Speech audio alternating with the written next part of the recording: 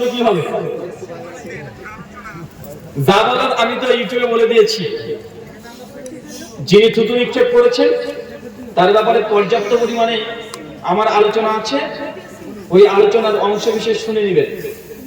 প্রথম কথা হচ্ছে, কোন কওমের উপরে কথা বলতে গিয়ে কেউ যদি বেইনসাফি করে কথা বলে, এটা একদম গুনাহ কাবীরা। সূরা নিসা 135 নম্বর আয়াত, সূরা মাইদার 8 নম্বর আয়াতটা দেখে নেবেন। 2 নম্বর, মানহাজের সঙ্গে মতভেদ আছে, এই জন্য তোমাকে থুতু নিক্ষেপ করে দিতে হবে, থুতু দিয়ে দিতে হবে। এইসব কথাগুলো বলা একজন তাকওয়াশীল আলেমের মুখ দ্বারা কখনো শোভনীয় নয়।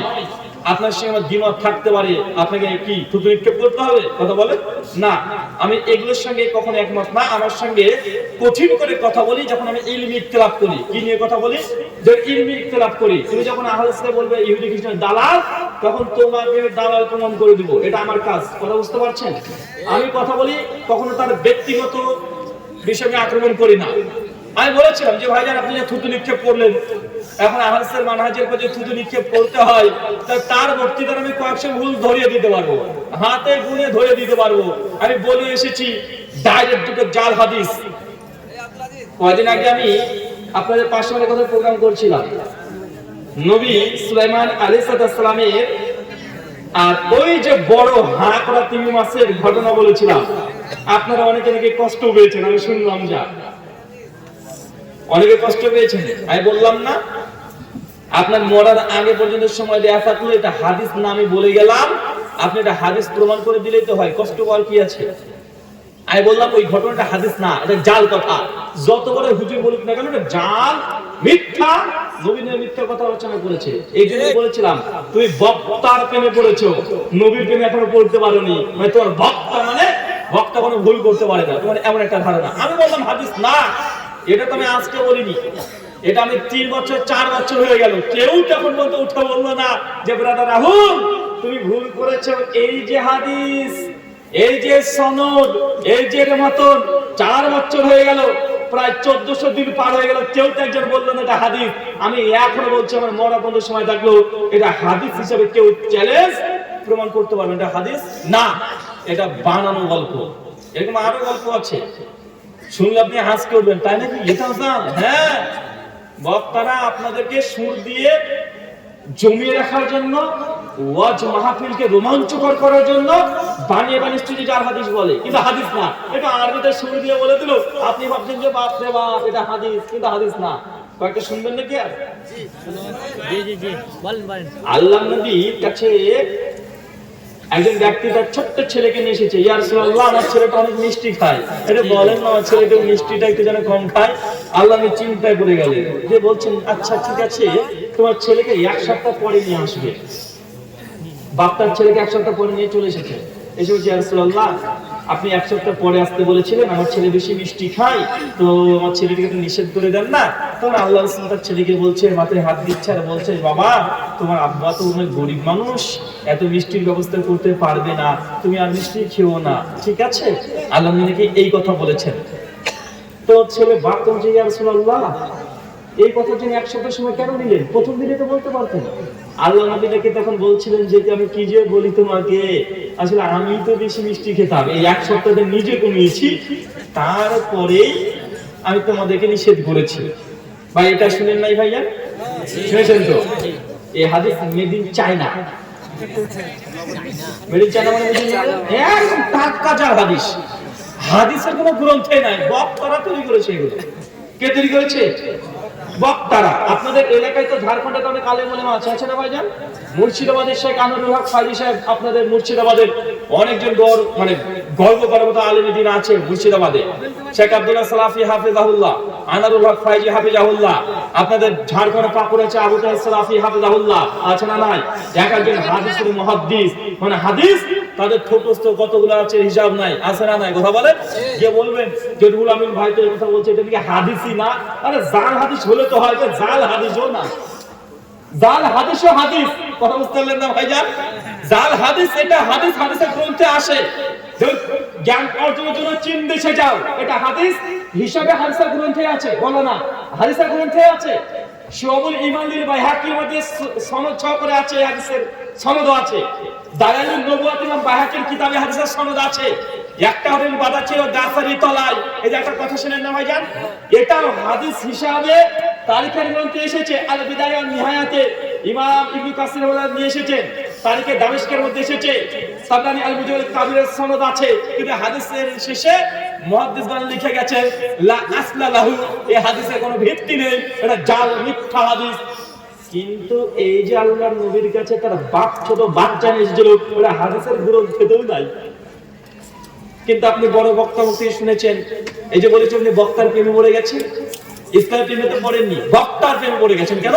বক্তা অনেক সুন্দর করে কথা বলে, বক্তা দেখতে অনেক ভালো, বক্তার ভক্ত অনেক বেশি, এগুলো তো প্রেমে পড়ে গেছেন। আপনি ধ্বংস হয়ে যাবেন। বক্তার প্রেমে নয়, বক্তার প্রেমে নয়, আমার প্রেমে যদি আপনি পড়ে গেছেন, এটাও নিষিদ্ধ, এটা হারাম।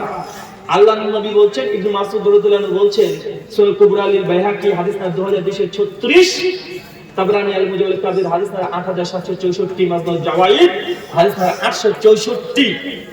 আল্লাহর নবী থেকে ইবনে মাসউদ রাদিয়াল্লাহু আনহু তিনি বলছেন, লা তুকাল্লিদু দীনাকুম রাজুলান, তো দ্বীনের ব্যাপারে, ইসলামের ব্যাপারে পুরো ব্যক্তির অন্য অনুসরণ করো না। কথা বুঝতে পারলেন না ভাইজান? এটা দ্বীন। এখানে দুজন ব্যক্তির কথা চলে, এক আল্লাহর নবী আর দুই আল্লাহ সুবহানাহু ওয়া তাআলা। এর বিরুদ্ধে যত বড় বক্তা হোক না, কথা চলবে না, আমার কথা চলবে না, আমার কথা মানার দরকার নেই যতক্ষণ আমি কোরআনের আয়াত বা হাদিস না বলছি। কথা বুঝতে পারছেন?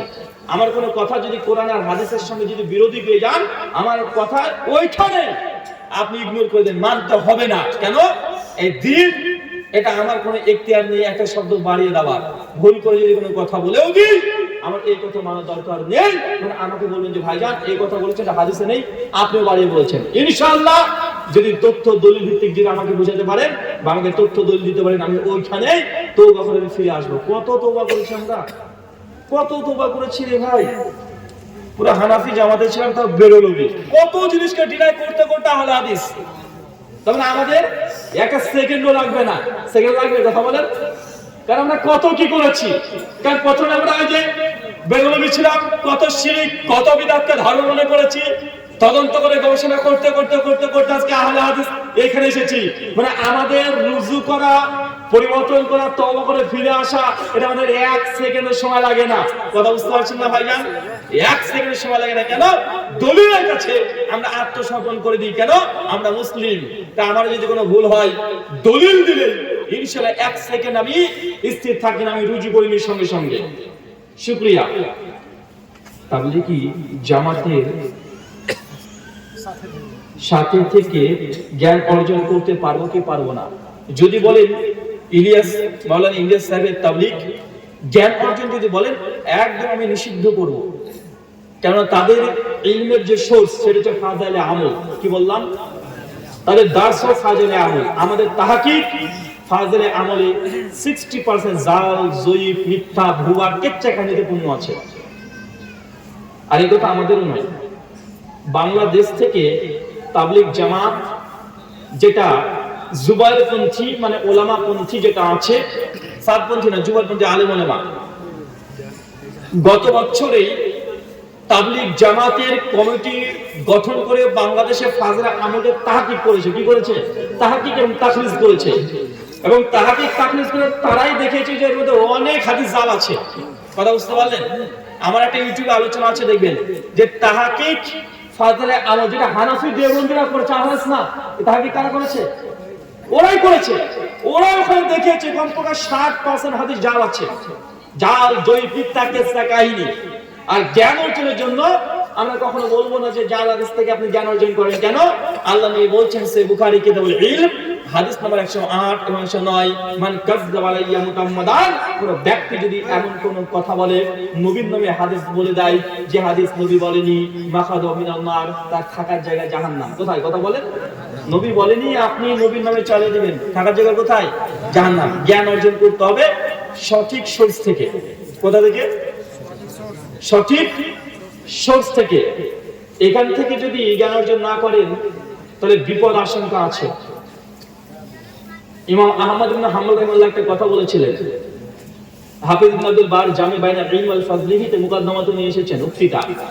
তিনি বলেছেন যে জ্ঞান অর্জনের ক্ষেত্রে একজন মুমিনকে হতে হবে মৌমাছির মতো, মাছির মতো না। কথা বুঝতে পারছেন? জ্ঞান অর্জনের ক্ষেত্রে মুমিনকে কেমন হতে হবে? মৌমাছি, তবে মাছির মতো হবেন না। কেন? মাছি গুয়ে বসে, ফুলে বসে, ফলে বসে, পচা নর্দমা পানিতে বসে, সব জায়গায় বসে কে? মাছি। আর মৌমাছি কোথায় বসে? বেছে বেছে ফুল থেকে মধু সংগ্রহ করে। তাই জ্ঞান অর্জনের ক্ষেত্রে শুধুমাত্র যেখানে মধু পাবেন, সঠিক কথা পাবেন, সেখান থেকে জ্ঞান অর্জন করবেন। আপনি যদি বলেন যে না, ওই বক্তার কথা শুনবো, এর কথা শুনবো, এর কথা শুনবো, সবার কথা শুনবো, আপনি তাহলে মৌমাছি না, আপনি মাছি। আপনি কি? আপনি মাছি।